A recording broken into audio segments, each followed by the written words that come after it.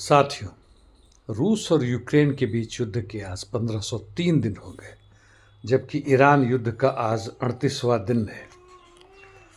कहने के लिए युद्ध बंदी हमास और इजराइल के बीच 179 दिन हो गए हैं, लेकिन स्थिति वैसे ही भयावह बना हुआ है। हालांकि गाजा पट्टी में अभी आईडीएफ का आक्रमण घटा है और हमास ने स्पष्ट रूप से फिर से दोहराया है कि वह अपने अस्त्र शस्त्र नहीं त्यागेगा, क्योंकि उसकी ज़रूरत है गाजा की, पैलेस्टीन की सुरक्षा के लिए। यूक्रेन के दक्षिण में रूसी सैनिकों की हल्की सी बढ़त कामियांस्की क्षेत्र में हुआ है, देखा गया है, जबकि उसे सटे हुए हुलियाई पोल और ओलेक्जांद्रिवका क्षेत्र में यूक्रेन का दबदबा अभी जारी है, खासकर निप्रोपेट्रोवस्क राज्य में।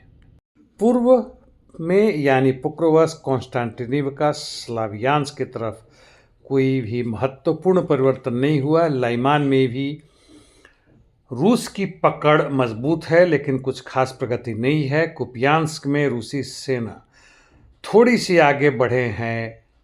होल्यूबिफ्का में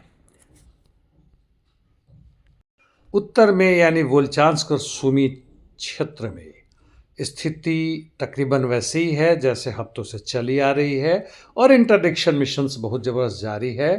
रूस के तेल ठिकानों पर यूक्रेन का लगातार हमला जारी है। अब आते हैं मध्य पूर्व में, देखते हैं लेबनान क्षेत्र में क्या हो रहा है। हिजबुल्लाह ने दावा किया है कि उसने क्रूज मिसाइल से आक्रमण करके आईडीएफ के वॉरशिप को, जो लेबनान कोस्ट से तकरीबन 120 किलोमीटर पर था, उसको 5 की रात में मारा है।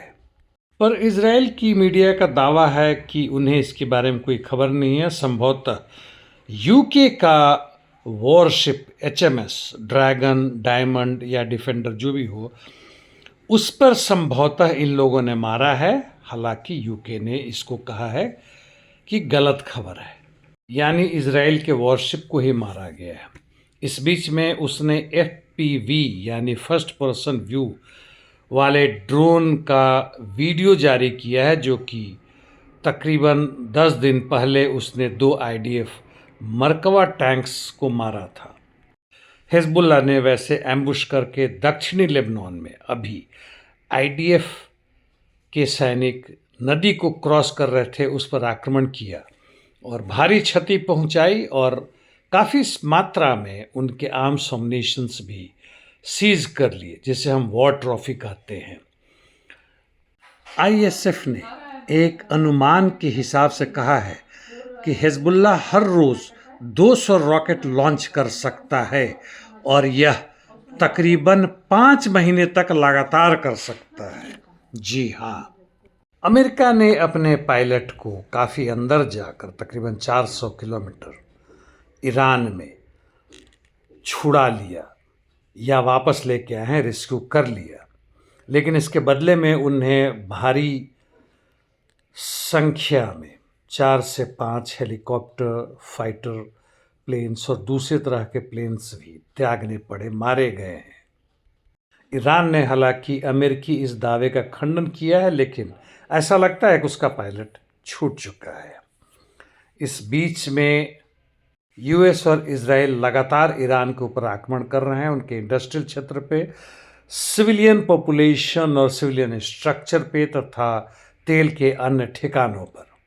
बदले में ईरान और हिजबुल्लाह के साथ मिलकर बैलिस्टिक मिसाइल से इजराइल के इंडस्ट्रियल जोन नेगेव, जो डेजर्ट में है, उस पर भी आक्रमण किया है।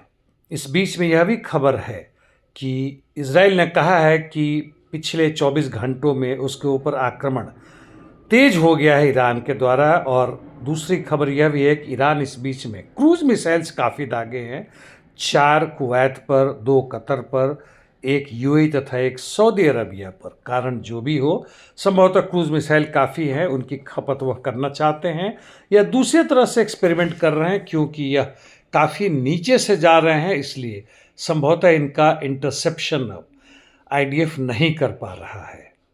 इसके अलावा ईरान लगातार अन्य क्षेत्रों में भी मार कर रहा है। मध्य पूर्व में जो कतर, यूएई, सीरिया में अमेरिकी ठिकानों पर और अन्य जगहों पर भी।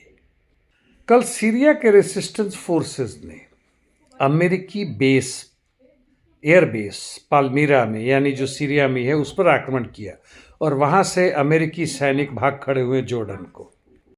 ट्रंप ने इस बीच फिर डेडलाइन को आगे बढ़ा दिया है, जो 8 बजे रात तक होगा, 7 अप्रैल यानी कल तक। इस बीच उसने अपने सोशल मीडिया पर बड़े ही भद्दे ढंग से ईरान को गाली देते हुए कहा है कि स्ट्रेट यानी हॉर्मुज स्ट्रेट को तुरंत खोलो, तुम पागल डैश डैश, नहीं तो मैं तुम सबको बर्बाद कर दूंगा। पतित अमेरिकी साम्राज्यवादी सत्ता का निम्न स्तर का राष्ट्रपति। वैसे यह बता दूं कि अभी तक युद्ध के बाद से उसने दावा किया है 4 बार कि वह जीत चुका है।